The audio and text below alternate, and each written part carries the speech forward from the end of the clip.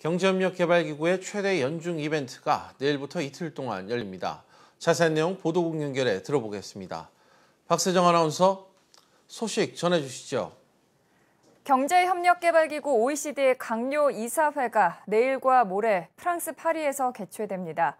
이번 이사회의 주제는 보다 책임있고 효과적이며 포용적인 성과를 위한 다자주의 기반 재형성인데요. 취약계층을 포용할 수 있는 사회 건설을 어떻게 해나갈 것인가, 그리고 이를 위해 국제사회가 다자주의적인 태도로 어떻게 해법을 모색할지를 집중적으로 논의할 계획입니다. 그렇군요. 이번 회의는 어떤 얘기가 나올 것으로 예상되고 있죠? 네, 우선 의장국인 프랑스 에마누엘 마크롱 대통령이 기조연설을 합니다. 평소 마크롱 대통령은 경제개방과 다자주의적 자유주의 무역 질서를 옹호해온 인물인데요. 따라서 기조연설을 통해 도널드 트럼프 미국 대통령의 일방주의적 자국 우선주의 움직임을 비판할 것으로 전망됩니다.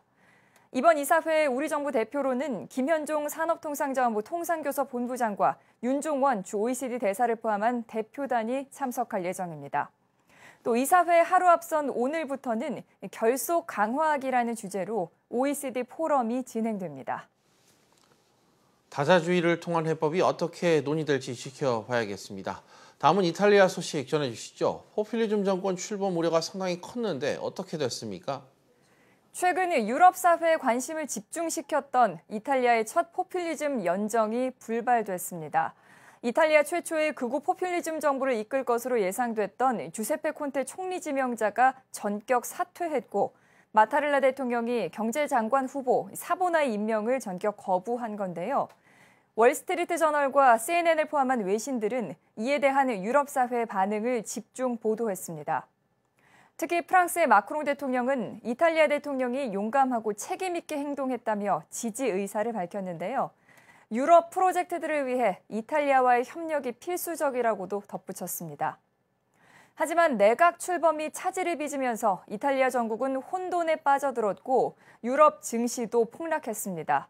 유럽 경제가 어떠한 영향을 받을지 지켜봐야겠습니다.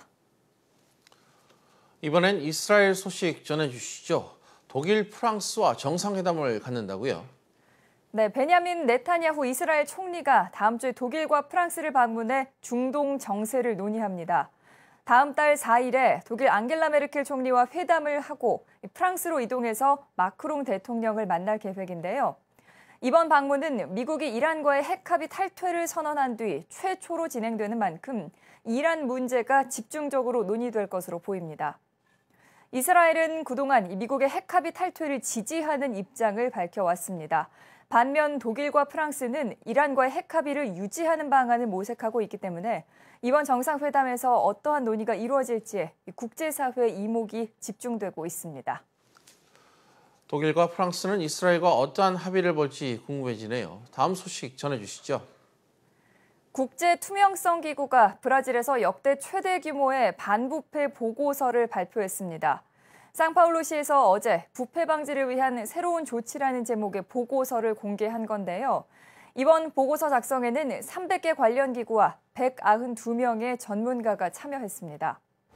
이번 보고서 발표에 맞춰서 상파울루에서는 반부패 시위도 열렸는데요. 시위대는 정치권의 부패 척결을 외쳤고 오는 10월 선거에서 부패 의혹에 연루된 후보에서 표를 주지 말자는 캠페인도 전개할 예정입니다. 특히 브라질에서는 지난 2014년 이후 지금까지 권력형 부패 수사가 진행되어 왔기 때문에 이번 보고서의 발표에 더 큰 의미가 부여되고 있습니다. 지금까지 보도국에서 박세정이었습니다.